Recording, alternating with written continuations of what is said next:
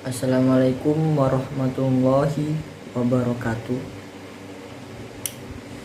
Perkenalkan, nama saya Muhammad Rafli dari kelas Perbankan Syariah 2D dengan NIM 215231132. Di sini saya akan menjelaskan tentang perjanjian Giyanti.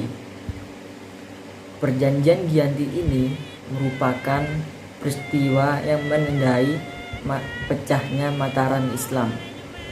Awal mula kisah pecahnya kerajaan di Jawa ini bermula dari pertikaian antara keluarga yang disebabkan politik adu domba VOC. Konflik saudara tersebut melibatkan kesusunan Pakubawana III, Pangeran Mangkubumi, dan Raden Mas Said alias Pangeran Sang Bernyawa. Berdasarkan silsilahnya, Pakubawana III dan Pangeran Mangkubumi adalah kakak beradik yang merupakan sama-sama putra dari Amungkurat IV.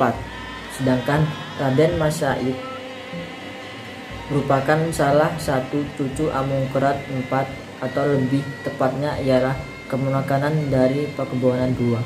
Dan Pangeran Mangkubumi, Raden Mas Said sendiri meminta haknya sebagai pewaris tahta Mataram yang diduduki oleh pamannya, yakni Pakubawana II.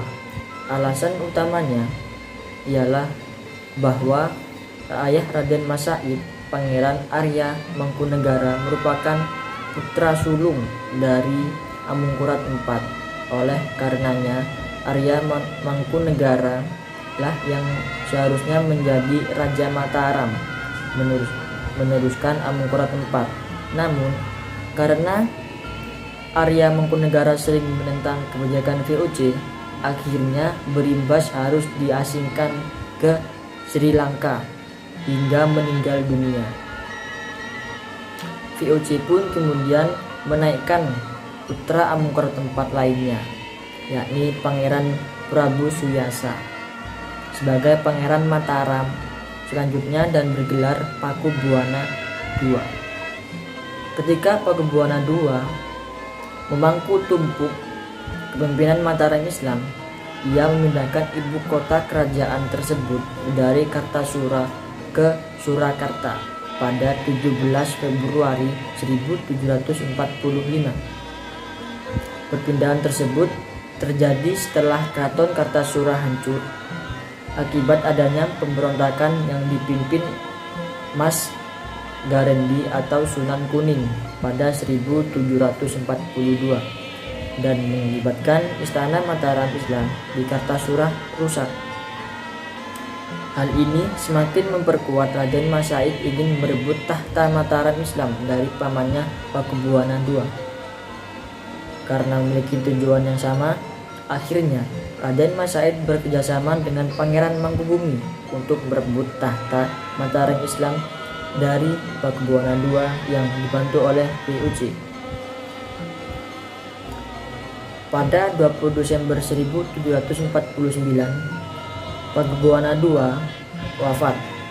Kekosongan pemerintah ini kemudian dimanfaatkan oleh Pangeran Mangkubumi untuk mengangkat dirinya sebagai raja baru Mataram Islam. Mengetahui hal tersebut, maka VOC tidak mengakui penguasai dari Mataram Islam karena sebelum Pakubuwana II wafat, ia memberikan wewenang.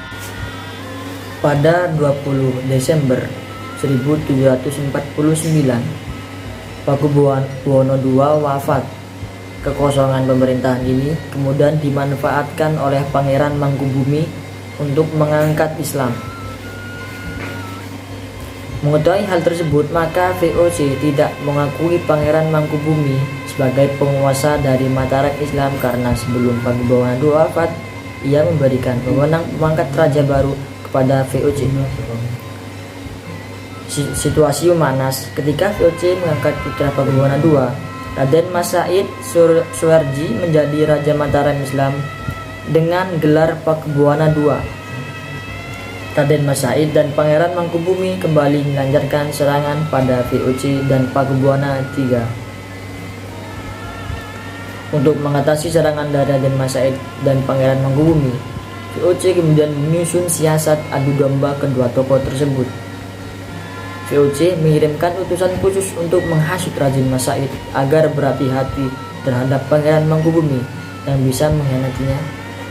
Politik adu domba yang dilancarkan VOC membuah hasil. Pada 1752 terjadi perselisihan antara Pangeran Mangkubumi dan Pangeran Raden Mas Said Surakarta.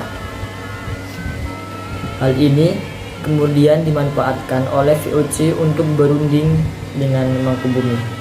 VOC membujuk Mangkubumi dengan menjanjikan setengah wilayah kekuasaan Mataram yang dipegang Pakubuwan III. Pada 22-23 September 1754, VOC mengadakan perundingan dengan mengundang Pakubuwana III dan Pangeran Mangkubumi untuk membahas pembagian wilayah kekuasaan Mataram. Gelar yang akan digunakan kerjasama VOC dengan Kesultanan.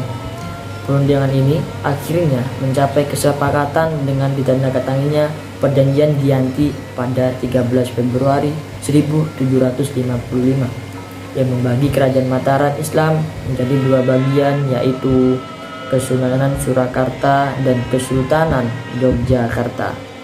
Setelah Perjanjian Giyanti ditandatangani, maka Pangeran Mangkubumi pun mendapat setengah wilayah Mataram Islam yang kemudian memunculkan kerajaan baru bernama Kesultanan Ngayogyakarta Hadiningrat.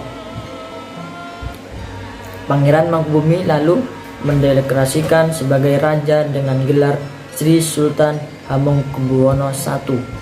Dengan demikian, maka riwayat kerajaan Mataram Islam telah berakhir baik secara de facto maupun de jure. Mungkin cukup itu saja dari saya. Mudah-mudahan bisa bermanfaat bagi kalian semua, terutama untuk diri saya sendiri. Kurang lebihnya saya mohon maaf. Apabila ada salah kata, mohon dimaafkan. Sekian, terima kasih. Wassalamualaikum warahmatullahi wabarakatuh.